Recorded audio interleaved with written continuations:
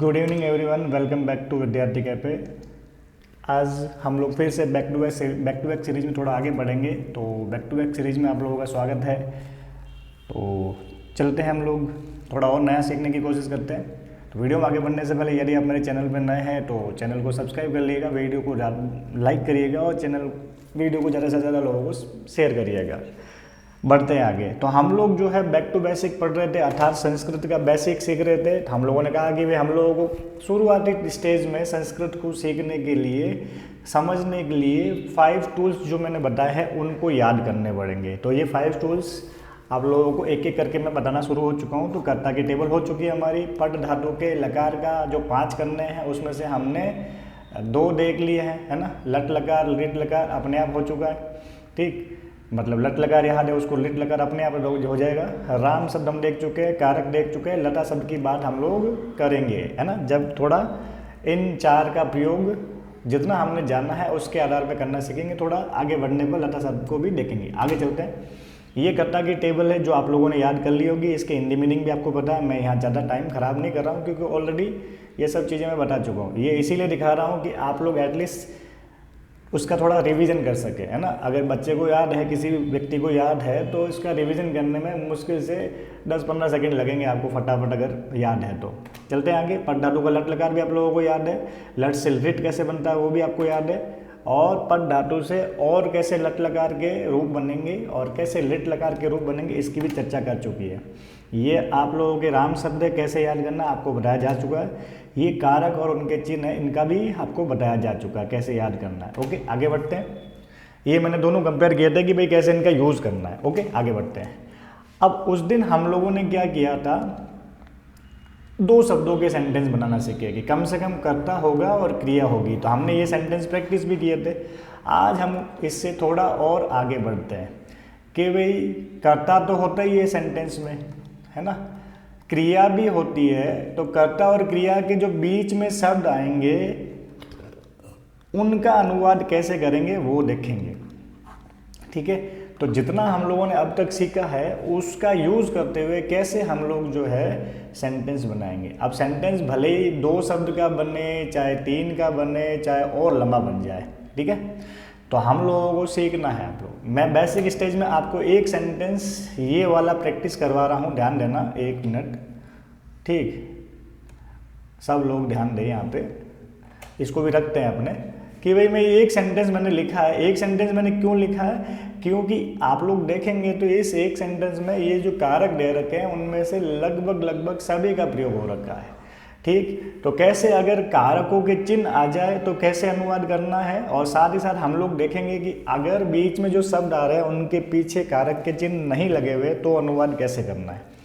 तो पहले हम लोग इस सेंटेंस का अनुवाद करते हैं। आपको क्या करना है, सेंटेंस का अनुवाद करने के लिए पहले सेंटेंस को देखना है और सेंटेंस पे जो शब्द है, क्योंकि सेंटेंस में शब्द कौन से आएंगे, कोई ना कोई संज्ञा शब्द आएगा, वो एक दूसरे से लिंक्ड होते हैं और ऐसे करके सेंटेंस बनते हैं। तो हमें क्या करना है, शब्दों पे गोला करना है ना। जो भी शब्द दे रखे हैं सेंटेंस में उस पर गोला करना है। साथ साथ आपको ये ध्यान रखना है कि शब्दों के बाद कहीं कहीं कारक चिन्ह आए हुए हैं, है ना। को है, ने है, से है, जो जहाँ पे जो चिन्ह आया हो, के लिए है ना, से है, या जो भी है। तो जो भी कारक चिन्ह आया हुआ है, तो जो कारक चिन्ह जिस शब्द के बाद में आया हुआ है उस कारक चिन्ह को उस शब्द के साथ ही रखना है। ओके, जैसे सबसे पहला शब्द है बालक, तो मैंने बालक के ऊपर गोला किया। क्या बालक के बाद में कोई कारक चिन्ह है, नहीं है, तो हम केवल बालक पे ही गोला करेंगे। 1 मिनट, थोड़ा सा इसको सही करते हैं, इरेज कर लेता हूँ मैं, ठीक है। थोड़ा ढंग से करने की कोशिश करते हैं। तो पहला शब्द हो गया आपका बालक, ठीक। दूसरा हम देखो विद्यालय में लिखा हुआ है ना। अब विद्यालय के बाद में चिन्ह आया हुआ है तो मैं ये चिन्ह को विद्यालय के साथ रख रहा हूँ। मैंने क्या बोला, कारक चिन्ह जिस शब्द के बाद हो उसको उसके साथ ही रखना है। फिर देखो आचार्य से, है ना, आचार्य से, आचार्य के बाद से चिन्ह आया था तो मैंने उसको उसके साथ ही रखा। फिर देखो ज्ञान के लिए, है ना, ज्ञान के लिए, ओके। तो यहाँ के लिए है तो के लिए मैंने साथ में रखा। फिर देखो लिखा हुआ है मन से, ठीक है। तो मन के बाद से चिन्ह था तो हमने इसको साथ ही रखा है, ओके।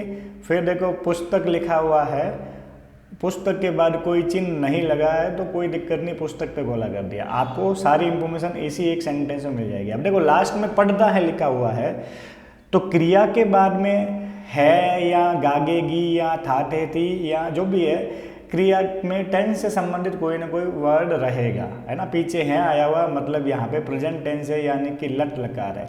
तो जो जिससे हम जिस शब्द से हमको टेंस की जानकारी मिले उसको क्रिया के साथ रखना है। ओके, अब हमको करना क्या है, अब हमको अनुवाद शुरू करना है। जैसे सबसे पहला शब्द है बालक, इस सेंटेंस में कर्ता कौन है, बालक है। आप लोगों को पता है ना, उस दिन कर्ता का बताया था कि यहाँ तो कर्ता जो शब्द होगा उसके बाद ने चिन्ह होगा या फिर कोई भी चिन्ह नहीं होगा, ठीक। तो वो आपका कर्ता होगा, सेंटेंस के स्टार्ट में आता है जनरली। फिर भी अगर आपको पता करना है तो क्रिया से पूछे कि कौन, तो कौन का उत्तर हमेशा कर्ता होता है। अब मैंने पूछ लिया क्रिया से कौन पढ़ाता है, तो सॉरी कौन पढ़ता है, बालक पढ़ता है, तो बालक आपका कर्ता हो गया। अब कर्ता है तो विभक्ति कौन सी लगेगी, अब देखो कर्ता कारक है ना, विभक्ति कौन सी लगेगी, प्रथमा लगेगी। तो बालक शब्द है, बालक के रूप राम की तरह चलेंगे। कितने बालक है भाई, एक ही बालक है ना। तो यहाँ पे लिखा हुआ है बालक और एक बालक है और बालक करता है, तो बालक में प्रथमा विभक्ति। अब राम शब्द की प्रथमा विभक्ति क्या होती है, रामः होती है ना। तो बालक की क्या हो जाएगी, बालकः, बालक की क्या हो जाएगी, बालकः।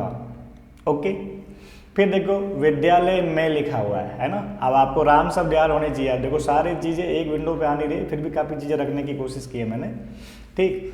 विद्यालय में लिखा हुआ है, ठीक। विद्यालय में चिन्ह कौन सी विभक्ति का है, आप देखिए कारक यहाँ पे सप्तमी विभक्ति है, अधिकरण कारक होता है ना, और में चिन्ह उसी का होता है। तो मतलब क्या हो गया, इस विद्यालय शब्द में सप्तमी विभक्ति लगाएंगे। कौन सी विभक्ति लगाएंगे, सप्तमी विभक्ति। और कितने विद्यालय है भाई, एक टाइम में बच्चा एक ही विद्यालय में, ठीक। तो सप्तमी का एक वचन है, ठीक। तो विद्यालय में हमको सप्तमी विभक्ति लगानी है। अब वही बात है, विद्यालय में आ रहा है, ये भी राम की तरह चलेगा। अब सप्तमी विभक्ति क्या होती है, अगर आपको राम शब्द याद है तो आप सप्तमी विभक्ति कर सकते हैं। अभी आपको दिखाने के लिए थोड़ा बैक चल लेता हूँ। यहाँ देखेंगे, देखो ये राम लिखा हुआ है, राम शब्द की सप्तमी विभक्ति एक वचन क्या होता है, रामे, है ना। मतलब राम में एक की मात्रा जोड़ दी। तो अब आपको आइडिया हो गया होगा कि विद्यालय शब्द की सप्तमी विभक्ति का एक वचन क्या होगा। क्लियर होगी बात मेरी, विद्यालय है क्या हो जाएगा, विद्यालय, विद्यालय। क्लियर, आगे चलते हैं। आचार्य से, अब देखो से चिन्ह दो जगह होता है, से चिन्ह दो जगह होता है। कहाँ कहाँ होता है, एक तो होता है तृतीय विभक्ति में, ठीक, और एक होता है पंचमी विभक्ति में। तृतीया का जो से चिन्ह होता है वो साधारण अर्थ में होता है, और पंचमी का जो से होता है वो अलग होना अर्थ में होता है। अब आचार्य से ज्ञान प्राप्त कर रहा है तो अलग हो रहा है एक तरह से, समझ ले, भाव समझने की कोशिश करें ताकि आपको आइडिया हो जाए। तो आचार्य में विभक्ति कौन सी लगेगी, पंचमी लगेगी, से चिन्ह पंचमी का होगा यहाँ पे। तो आचार्य को आचार्य बोलेंगे, है ना। और आचार्य के भी यह में अ है, अकारांत शब्द है, ये भी राम की तरह चलेगा। तो राम शब्द की पंचमी विभक्ति अगर आपको आती है तो आचार्य की भी आ जाएगी। तो ये चीज़ आपको याद रखनी, अभी तो मैं आपको दिखा रहा हूँ। तो राम की पंचमी का एक वचन क्या हो गया, रामात, मतलब राम के अंदर आ की मात्रा जोड़ के त अलग लगाया।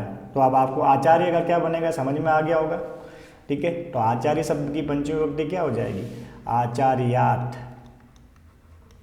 ठीक है, आचार्यात। अब ध्यान देना, बच्चे जो है ना याद तो कर लेते हैं, लेकिन जब यूज़ करने की बारी आती है कई बच्चे कर नहीं पाते हैं। तो बहुत आराम आराम से करना है, एक एक शब्द को देखना है। देखो मैंने गोला इसीलिए कराया कि आपका फोकस उस गोले किए हुए शब्द पे ही रहे, पूरा सेंटेंस एक साथ करने की कोशिश नहीं करनी। जब आप अच्छे से सीख जाओ तब आप भले ही कर सकते हो, लेकिन अभी के लिए आपको एक एक शब्द को देखते जाना है। Clear, okay. ज्ञान के लिए, अब देखो ज्ञान शब्द है यहाँ, ठीक है। अब देखो ज्ञान के बाद चिन्ह कौन सा आया हुआ, के लिए आया हुआ। के लिए कौन सी विभक्ति का चिन्ह होता है, अब आप लोगों को कारक जो है स्क्रीन पे दिख रहा है, ठीक है। हालांकि आपको सब चीज़ें मन में याद होनी चाहिए, है ना। कारक उंगलियों पे गिनना, 4 नंबर पे कौन सा आता है, कर्ता ने, कर्म को, करण से, द्वारा, संप्रदान के लिए। तो 4 नंबर पे संप्रदान आता है, संप्रदान का चिन्ह है को के लिए। तो ये के लिए संप्रदान यानी कि चतुर्थी विभक्ति का चिन्ह है। कौन सी विभक्ति का है, चतुर्थी विभक्ति का। तो ज्ञान शब्द में चतुर्थी विभक्ति लगानी है। तो आप लोग फिर से देख लीजिए, राम शब्द की अगर चतुर्थी विभक्ति है तो ज्ञान की भी आ जाएगी, ठीक। तो आप लोगों के सामने ये देखो राम शब्द लिखा हुआ है, राम की चतुर्थी का एक वचन क्या हो गया, रामाय। तो ज्ञान का क्या हो जाएगा, समझ में आ गया होगा आप लोगों को, है ना। ज्ञान का क्या हो जाएगा, ज्ञानाय। हुआ कि नहीं हुआ, तो यहाँ लिख लो ज्ञानाय, ओके। ज्ञान के लिए। मन से, देखो मन से है ना, तो मन से, मन उसका माध्यम हो गया, साधन हो गया है ना, से चिन्ह आया हुआ, तो यहाँ पे से तृतीया का है। अब मनस शब्द जो है आप लोगों को याद नहीं है, अभी मनस शब्द आप लोगों को याद नहीं है, तो इसकी तृतीय विभक्ति मैं बता रहा हूँ यहाँ पे, ठीक। तो राम की तरह नहीं चलता, थोड़ा अलग चलता है, बाद में बताएंगे आप लोग जब थोड़ा अच्छे से सीख जाएंगे। लेकिन इतना तो पता चल रहा है ना कि मन से चिन्ह यहाँ पे तृतीय विभक्ति और मन में तृतीय विभक्ति लगानी है, तो क्या हो जाएगा, मनसी हुआ, मनसी। अब यहाँ तक की बात समझ में आ गई, तो अब आगे का भी देख लेते, थोड़ा सा बचा हुआ है उसको देख के जाना, ठीक है। थोड़ा इसको क्लियर कर रहा हूँ मैं, ठीक है, ताकि आप लोगों को मेरी बात स्पष्ट हो सके। अब आप लोग देखिए यहाँ पे ये पुस्तक शब्द जो है ना, उसके बाद कोई भी चिन्ह नहीं आया हुआ है, कारक का चिन्ह, ठीक। तो जब कोई भी चिन्ह नहीं आता है तब क्या करते हैं, और ध्यान रखना कभी कभी कर्ता के बाद भी चिन्ह नहीं आता, मैं कर्ता के बाद नहीं कर रहा हूँ, कर्ता तो आपको पता चल जाएगा, कार्य को करने वाला सबसे आगे रहता है जनरली, तो ठीक है, या फिर कौन पूछ लो क्रिया से, तो कौन का उत्तर कर्ता होता है, ठीक है।